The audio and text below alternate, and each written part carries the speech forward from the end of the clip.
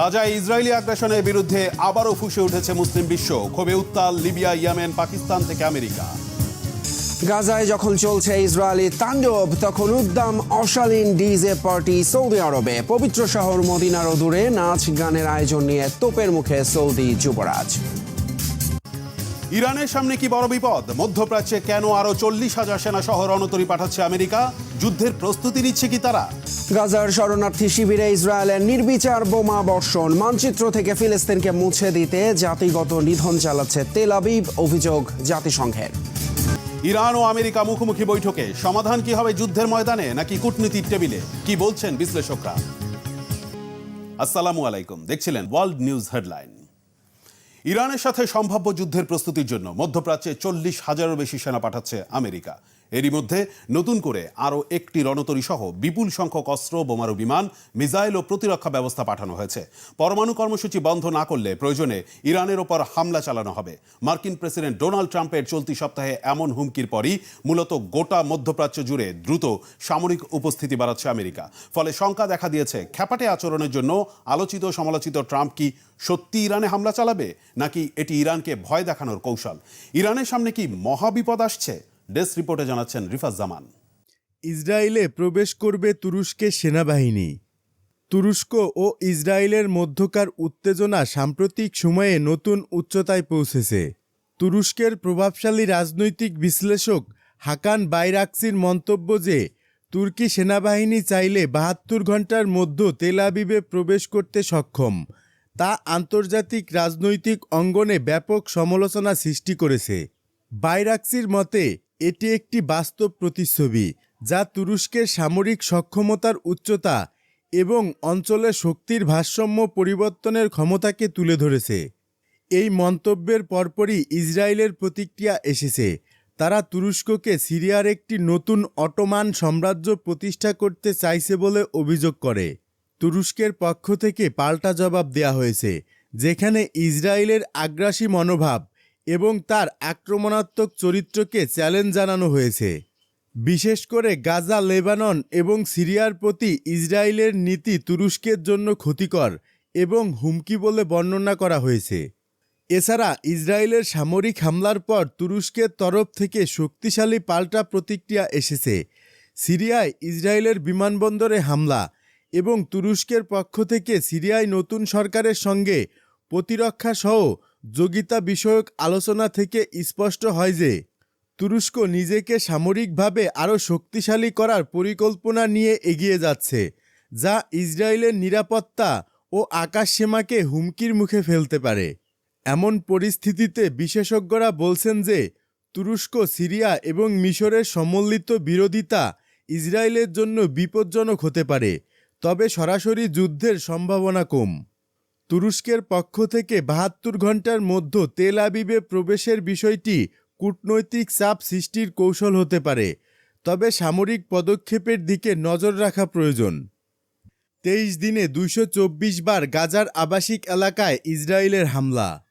গাজায় বেসামরিক লক্ষ্যবস্তুতে ইসরায়েলের হামলা অব্যাহত রয়েছে, আর প্রতিদিনই বাড়ছে নারী ও শিশুদের হতাহতের সংখ্যা। সম্প্রতি চালানো ইসরায়েলি বাহিনীর 36টি হামলা বিশ্লেষণ করে দেখা গেছে, এসব হামলার অধিকাংশই নারী ও শিশুদের টার্গেট করে করা হয়েছে। জাতিসংঘের মানবাধিকার দপ্তরের মুখপাত্র রাভিনা শামদাসানি শুক্রবার এক বিবৃতিতে বলেছেন, 18 মার্চ থেকে 9 এপ্রিল পর্যন্ত গাজায় আবাসিক ভবন ও শরণার্থী তাঁবুগুলোতে কমপক্ষে 224টি হামলার ঘটনা ঘটেছে।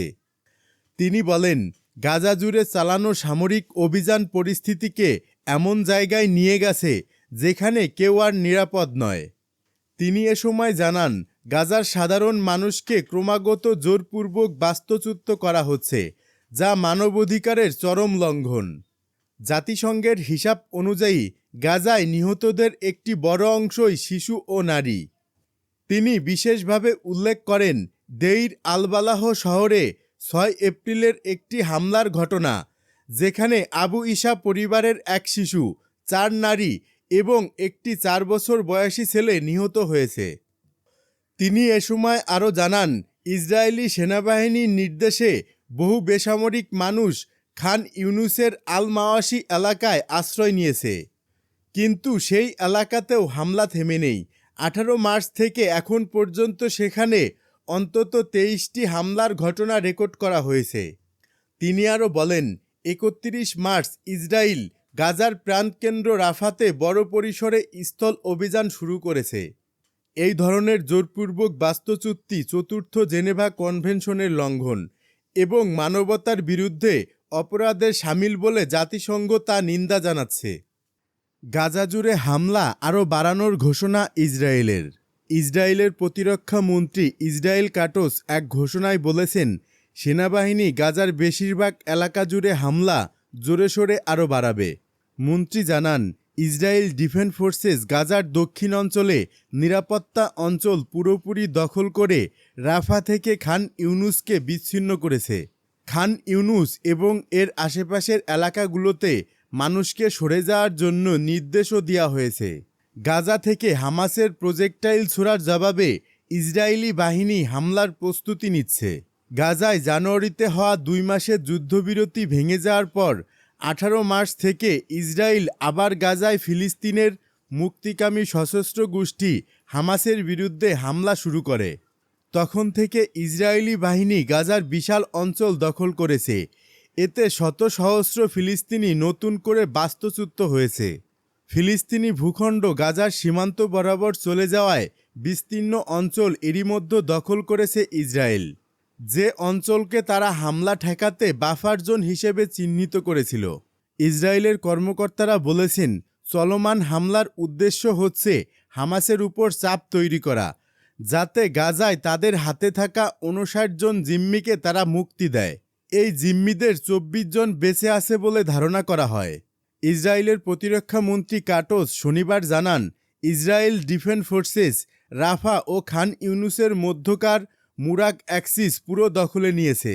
এতে করে ইসরায়েলের নিরাপত্তা অঞ্চলের মুরাগ অংশ এবং ফিলাডেলফিয়া অ্যাক্সিসের মধ্যকার গোটা এলাকায় দখলে চলে এসেছে। ওদিকে রাফা গাজার প্রায় 1/5 এলাকা। মুরাক করিডোর দখলের ফলে খান ইউনুস থেকে রাফা বিচ্ছিন্ন হয় শহরটির এই বিশাল এলাকাও এখন ইসরায়েলের কবজায়। ইসরায়েলের প্রতিরক্ষা মন্ত্রী সতর্ক করে দিয়ে বলেছেন, আইডিএফ খুব শীঘ্রই গাজা জুড়ে অন্য স্থানগুলোতে হামলা সবলে আরও বাড়াবে, আর ওইসব এলাকার লোকজনকে লড়াই ক্ষেত্র খালি করে দিয়ে অন্য জায়গায় সরে যেতে হবে।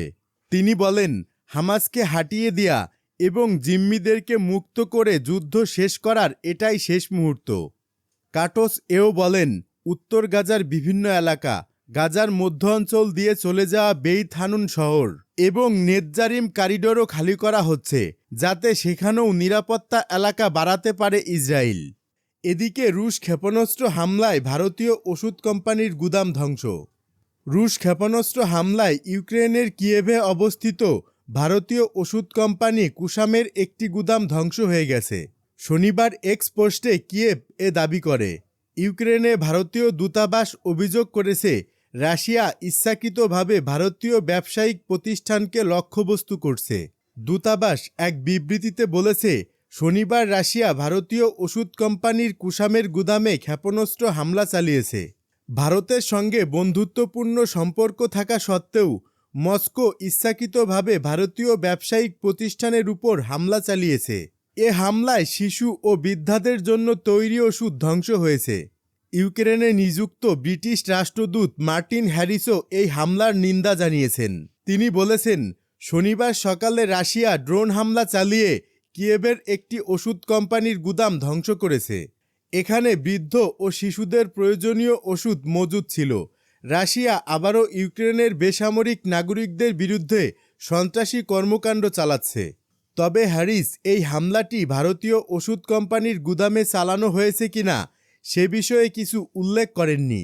রাশিয়ার প্রতিরক্ষা মন্ত্রণালয় অভিযোগ করেছে, গত 24 ঘন্টায় ইউক্রেন রাশিয়ার জ্বালানি অবকাঠামো লক্ষ্য করে 5টি হামলা চালিয়েছে, যা যুক্তরাষ্ট্রের মধ্যস্থতায় হওয়া স্থগিত আদেশের লঙ্ঘন।